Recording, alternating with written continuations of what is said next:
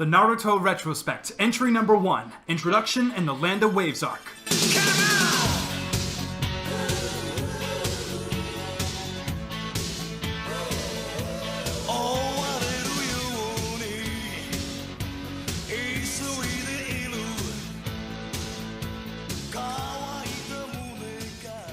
What is going on, party people? It is I, Fumincho, back at it once again with another video. Now today is a very special video because it marks the beginning of a brand new series I am starting on this channel. So just recently, me and a friend of mine, Phenom Sage, we actually collab sometimes, we started watching through Naruto. Now this isn't my first time watching Naruto, it is his, but I decided to kind of talk about this series again because I have a weird relationship with Naruto. I've always really liked it, I've kind of loved it in some parts, I've hated it in other parts, and I decided to talk about it in a series of videos known as the Naruto Retrospect, and this is the first entry. So right now we are like, I think we're about 50 episodes in, or maybe like 48 or somewhere around there, and I'm enjoying it. It's really, really good. Again, this is like my third or fourth time watching it, so I know what to expect, but I am enjoying it again watching it as an adult. It has been a while since I have watched it, and watching the Japanese dub really, really helps, by the way. The English dub is not terrible, it's just not great. So, anyway, I'm getting a little ahead of myself here. With the Retrospect, we're going to be talking about each of the arcs that are introduced into this series, starting with the Land of Waves arc, or sort of the introduction and the Land of Waves arc. Now, if you don't know what the Land of Waves arc is, it is the introduction to Zabuza and Haku. And this is cool. This is really, really cool. And again, getting a little bit ahead of myself, so let's start with the introduction, actually. Let's talk about how the series begins. Now, I love the first episode of Naruto. I've always loved the first episode of Naruto.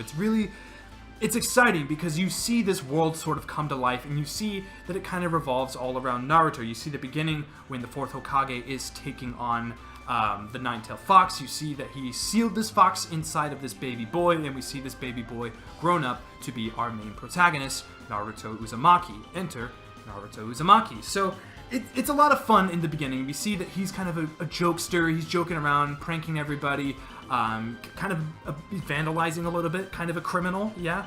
And I like that. I like how that is our introduction into this character. It's a little bit different from other shonen stories. With One Piece, we see that Luffy's like immediately just this crazy badass that's just going in and taking out these evil pirates or whatever. And in Hunter x Hunter, we see that Gon is... Sorry, I just finished Hunter x Hunter too, so that's still on my mind. And in Hunter x Hunter, we see that Gon Freaks is like a very noble and easygoing, happy type of character. But Naruto is kind of a damaged soul. He has a lot going on in his life, a lot of pain in his life, and this is how he lashes out. And I like how that is set up in this series right from the get-go. I love the relationship between him and Iruka Sensei, Iruka Amino. And I like that little fight that they have in the beginning. I like when he throws the giant shuriken and it stabs in his back. Like, that is iconic. I've read it in this volume like 50 times. It's a really good moment, and it's a really good first episode. And it adapts the first chapter perfectly. Like, literally the first episode is the first chapter. And that's really, really cool. That is.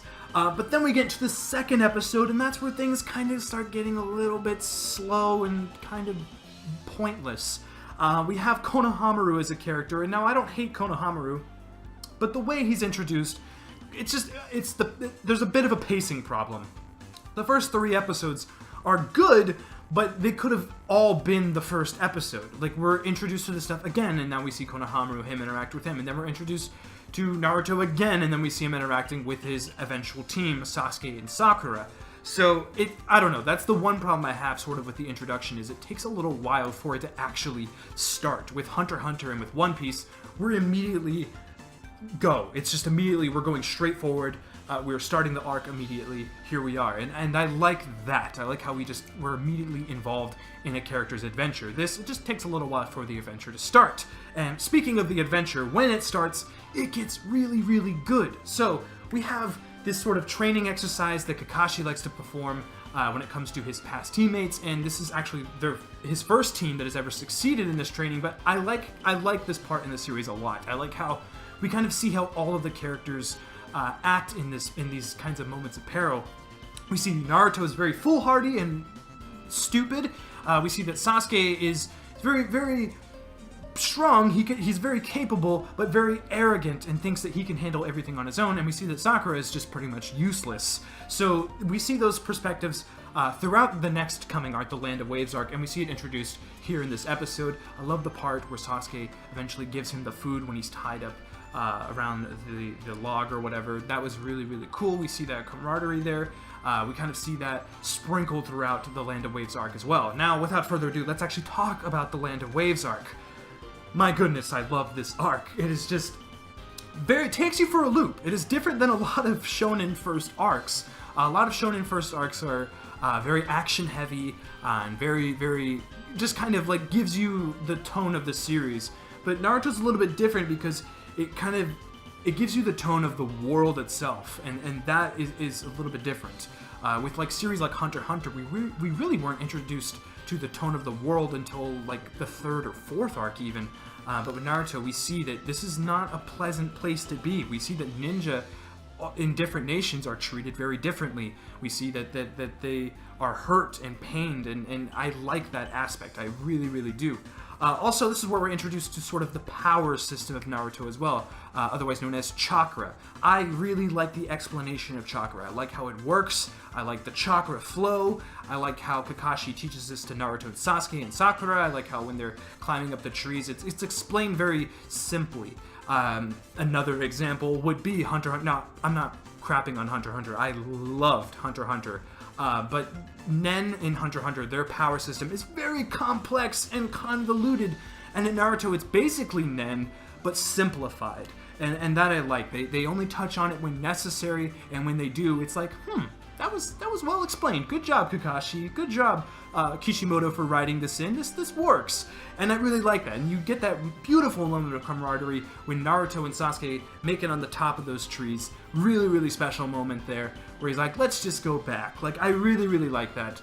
Naruto's just like, all right. Like, that's a cool moment. Anyway, the battle on the bridge. Obviously, that's the big moment of this arc that I want to talk about the most, because it's just an insane fight. We have Sasuke. He's trapped in the crystal ice mirrors that Haku utilizes. Haku's backstory is told kind of throughout this arc, and it is very, very dark. And again, that's kind of how it differentiates itself from other shonen series. We're introduced to a lot of dark stuff in the beginning of the series. And I very much like that. And I like how they splice these backstory moments, these flashbacks, in with the fight. It helps with the pacing quite a bit. Even when Sasuke's in there, eventually Naruto finds his way in there. There's a good little gag there. Just going back and forth when Sasuke makes that sacrifice and jumps in front of Naruto and dies. He dies. That is a really, really good moment. We see that Sasuke's like, his lines there, I can't remember him word for word, but he basically says, I didn't mean to do this. My body just moved on its own. Like, I didn't know that I was actually saving you. Like, I wasn't trying to do that. But it was instinct inside of him that made him do that. And this really bothers Naruto to a core. Like, he didn't ask to be saved. So then we get the nine-tail chakra coming in, the QB form of Naruto. Really, really, really cool. Like, I love that stuff. The animation, good lord. Good God Almighty, it is so good. I mean, Puro is an excellent studio. I've always known this, but this is one of my favorite parts about rewatching the series, is kind of going back as an adult and now much more appreciative of great animation. Seeing these scenes is just, it's mind-boggling that they were able to fit this in a shonen, a long-running shonen series with not a great budget. So, I mean, I think Naruto had a pretty okay budget, but I mean, in comparison to like One Piece and Dragon Ball and all the other shows that were currently ongoing at the time, it was around the same amount. Like, it was, I mean, at least to my knowledge. So they were doing some really good work there. In the scene with Naruto, you feel this. The reason why I like this transformation, this sort of chakra coming in, his nails get longer, his whiskers kind of start getting thicker, his hair gets even a little bit longer. I love how scary it is. I love how just like, like it really, you really feel the intensity there. And the animation helps out a lot when he's going in. There's this POV straight in front of his face where it's all black and white. It is so well done. We see Naruto just punch Haku in the face. The mask that she normally wears, he normally wears, I forgot to mention that he is a trap. The mask completely breaks and it just shatters. It is really, really well done when you get some of that backstory. And then we get this moment where Haku's like, please, kill me, Naruto. You have taken away my will to live because I am no longer strong enough to protect Zabuza. And then there's that moment there. There's some backstory there, how basically Haku is a tool that Zabuza can use, basically a weapon. And that's where things get really heavy. There's the fight between Kakashi and Zabuza as well. And that's also really, really bloody and really, really brutal. We see the best moment, obviously, probably of this entire arc is when Kakashi goes in with the lightning blade, which is really, really freaking awesome. The lightning blade comes in, and Haku jumps in front of the attack, and his hand goes straight through his chest. And there's blood everywhere. It's a very graphic scene. Naruto gets really, really dark and really, really graphic really, really quickly in its run, and that is really, really cool. So I really like that scene. You get that emotion there. Kakashi did not want to kill Haku. He was trying to kill Zabuza. Zabuza eventually realizes this. He kind of comes to terms with everything. Naruto has a speech with him like, how can you treat Haku just like a weapon, like a tool? And then we get just that beautiful moment there. Naruto throws up his kunai. Zabuza comes in and takes out Gato and the rest of those thugs. Again, excellent, excellent, excellent animation from Studio Pierrot.